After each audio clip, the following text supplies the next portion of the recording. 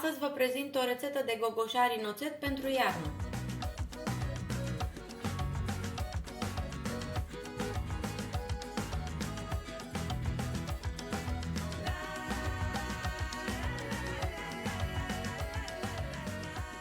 Pentru această rețetă avem nevoie de 5 kg de gogoșari spălați, curățați și tăiați în sferturi, 1 litru de oțet de 9 grade, 250 de grame de zahăr, 20 de beste subțiri de hrean, frunze de țelină, 5 foi de dafin, 3 linguri cu vârf de sare, 2 linguri boabe de muștar, o lingură de boabe de piper și mai avem nevoie și de 2 litri de apă.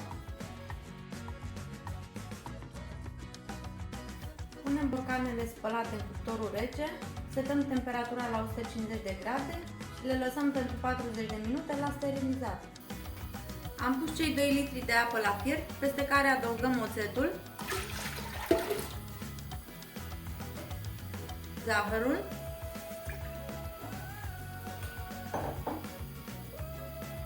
sarea, piperul boabe, muștarul boabe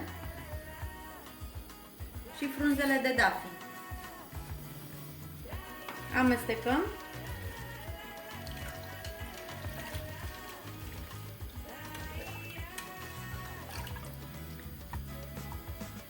și lăsăm lichidul până dă în clopot. Când lichidul a început să fiarbă, adăugăm gogoșarii.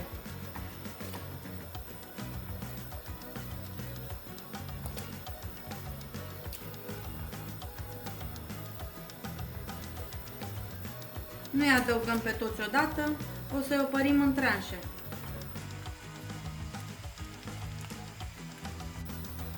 Îi lăsăm așa în lichid 3-4 minute.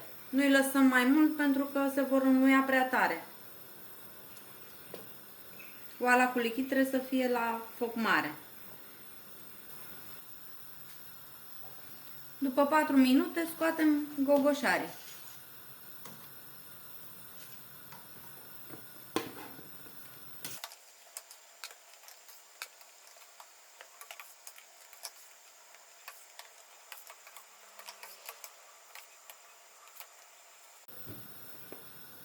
Îi adăugăm și pe ceilalți, tot așa în tranșe, procedând la fel până terminăm toți gogoșarii. După 40 de minute scoatem borcanele de la cuptor și le lăsăm să se răcorească un pic. Începem să așezăm gogoșarii în borcanele sterilizate. Pe fundul borcanului punem hrean, o bucată, apoi frunză de țelină și gogoșari.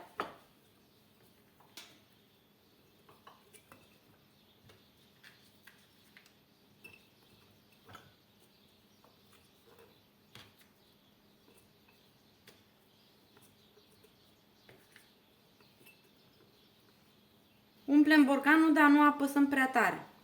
Deasupra punem frunză de țelină și o bucată de hrean. Apoi acoperim gogoșarii cu lichidul fierbinte.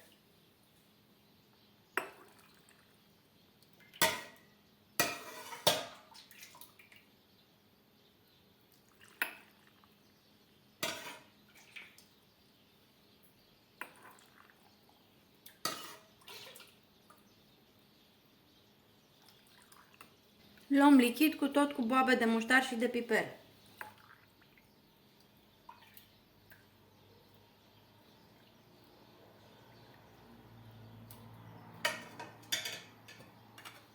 Punem capacul și strângem bine.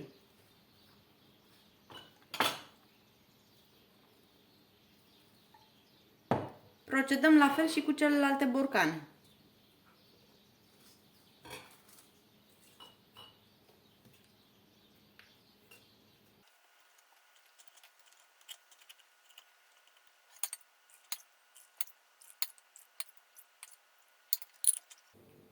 Din cantitatea folosită mi-au ieșit 10 borcane de 800.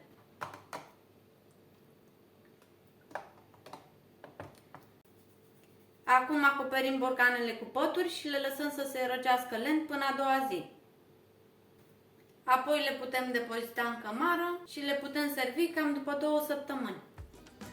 Vă mulțumesc că ați urmărit rețeta de azi. Dacă v-a plăcut, nu uitați să dați un like și să vă abonați la canalul meu de YouTube.